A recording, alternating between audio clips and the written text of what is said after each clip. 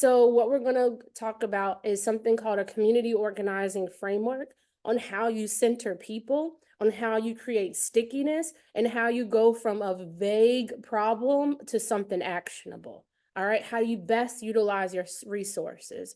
And I have a unique way of teaching that and doing that. All right, so I want to make sure y'all are here with me. If y'all ready to do this on the count of three, I want you to say, bring me the power. Y'all ready? On three, come off mute. And two, come off mute. And one, and say, give me the power. Bring me the power. Bring me the Power. power. Y'all low-key sound sad. I'm gonna try that again. We're gonna say, bring me the power. And three, and two, and one. Bring me the power. Okay, we're gonna do this.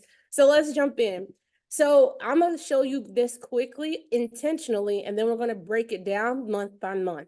All right, on the with the invitation for today, it talked about how I secured $132.2 million. And who could put in the chat and how many months? Who remembers? You can either put in the chat or come off mute. $132.2 million. You better represent Brenda and Kaz. Yes, in 6 months. So let's walk through this. So March and April.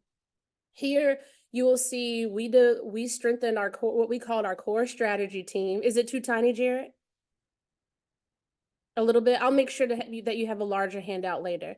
We developed and strengthened our core strategy team, and we made sure that we set an alignment around a priority around student assignment and rezoning. All right.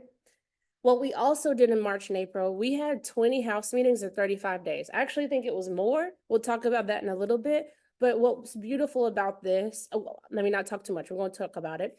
In addition to that, we had something called research meetings, which are basically information gathering meetings. We're going to talk about that some more in a little bit.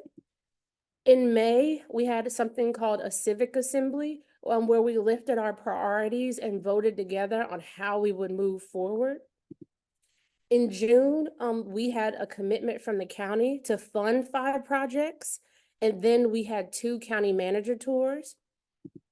In August and September, you'll learn more. We'll talk about this more in a little bit, our 3-part win, as well as getting votes secured by the school board and then votes secured by county commissioners. And again, this is in Charlotte, North Carolina, and Mecklenburg County with Charlotte-Mecklenburg schools. What did that result in? We were able to secure $18 million per year for 5 years to cover deferred maintenance. Now, someone really quickly in the chat, what's 18 million times 5? Or you can come off mute. 18 million, all my math people, what's 18 million times 5?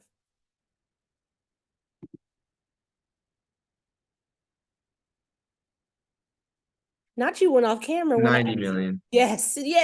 Someone went off camera, was like, I'm not answering that. 90 million. Eva, actually, this is from 2016. And then if you take that 90 million plus to 33.2, that's how we got the 132.2 million. This is a quick overview, a quick snapshot. Now we're going to break this down piece by piece. All right. Just like Eva is doing in the chat, feel free to ask any and all questions. And we're going to have a surprise later to help go even deeper. All right. So let's do this. So the first thing I want to introduce, and you all are seeing this for the first time, is 2541's Community Organizing Framework. Now, if you Google this, you will see a bunch of different frameworks. Most of them, if not 95% of them, 98, maybe even 100% of them are cycles. All right. I'm going to introduce 2541's framework and how it's different. So first, the building block is relate. All right. Really quick, why do you think relate is the first building block? Who can come off mute and tell me? Why do you think relate is the first building block? Because people like people who are like themselves. And I think it's important to relate to another person, showing empathy and understanding for their situations. You better come through, Jared. Another organizing principle is that we said you should be both interested and interesting. Too often we put emphasis on the interested, but people got to be willing to follow you too. You're not just testing them, they're testing you too. Also, shout out to my homegirl, Jordan. I just saw you, boo. You want to make sure that there's an opportunity to connect and that you're not speaking for people, but you're speaking with people. Something we're going to, this isn't today's lesson, but I'll give a quick lesson. I'm not teaching advocacy. because advocacy assumes that that the person you're advocating for doesn't have a voice and that you have the right to speak on behalf. We're not teaching engagement. We're not teaching mobilizing. Mobilizing assumes that if you get a bunch of people in the room, that number is going to change. Something that I'd always say, how many million whatever marches have we had, and it's still the same. Now, I'm not saying that those things are bad. Those things are needed in the proper time. But what we're teaching is organizing, which takes a general mindset and puts all those tools together. But let me keep moving forward. So relate is the foundational sort of block. The next one is something I call teach and be taught, which is also TABT. What this means is that you're getting out of your comfort zone with your leaders to not only learn from other people, but to learn about your issue. So teach and be taught. Go in curious, come out smarter. Okay. So we're going to go into this a little bit. The next one is act.